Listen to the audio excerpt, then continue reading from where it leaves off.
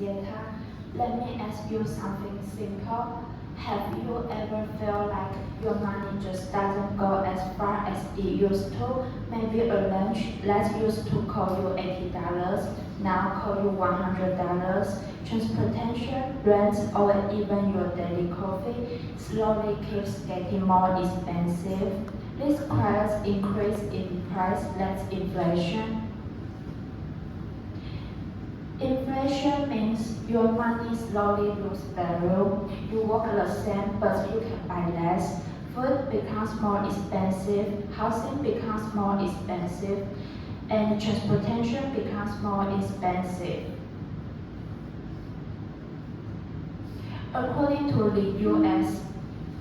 Bureau of Labor Statistics, inflation in the United States reached 9.1% in June 2022, the highest level in about 40 years. As we can see from this chart, inflation peaked at 9.1%. This means price on average rose faster than almost any time in a generation. That kind of increase doesn't just show up in the statistic, it shows up in our daily decision, the budgets, and our pressure. So if inflation affects all of us less directly, who is actually responsible for controlling it? And that leads me to my main idea today. Government should control inflation more strictly because inflation affects our daily life, and the government have powerful tool to keep it under control. Let me explain this in a simple way. Now, I'm not an economist, but as someone who already studied business and economics, I started paying attention to one question. If inflation creates as much pressure, so why does it happen and what can government do about this? Let's talk about that.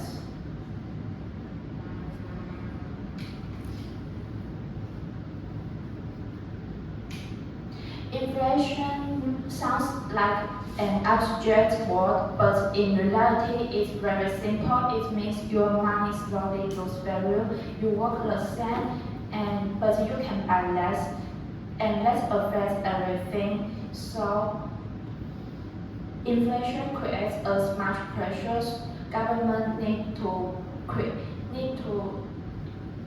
create some policy to control it. One of the most powerful tools government have is interest rates.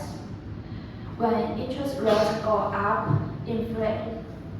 borrowing becomes more expensive and people spend less, business invest less, so overall demand slows down, and when overall demand slows down, inflation naturally slows too. For example, the U.S. Federal Reserve raised interest rates 11 times between 2022 and 2023. It was a very aggressive move, but it showed how serious government can act when price rise too fast. It was not a very perfect solution, but it was the one strongest tool we have.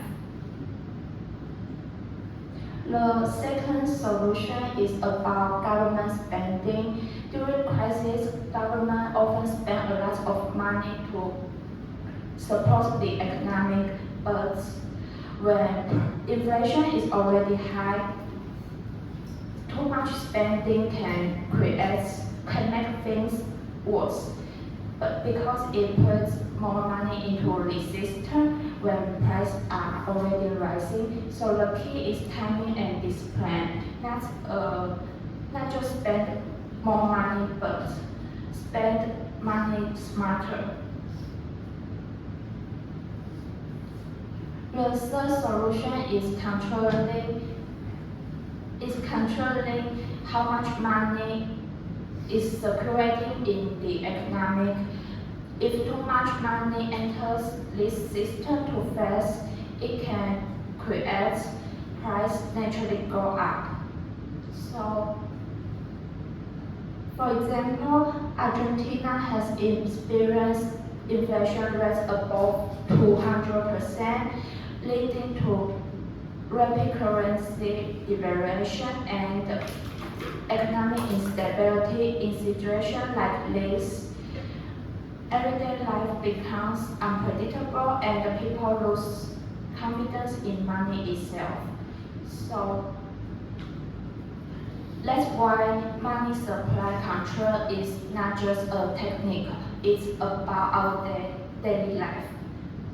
And it's the essential of the economic stability. So when we put everything together, we can see a clear picture. Inflation is not just numbers in a report, it affects how we live, what we can afford, and how secure we feel about the future. And the more importantly is government is not powerless here. They have tools, interest rates, spending control, money supply management, and that can make a difference. So to bring it back to my main idea today, government should control inflation more strictly because stable price means stable life and economic stability is not just about money, it's about our daily life, you and me. So thank you for listening.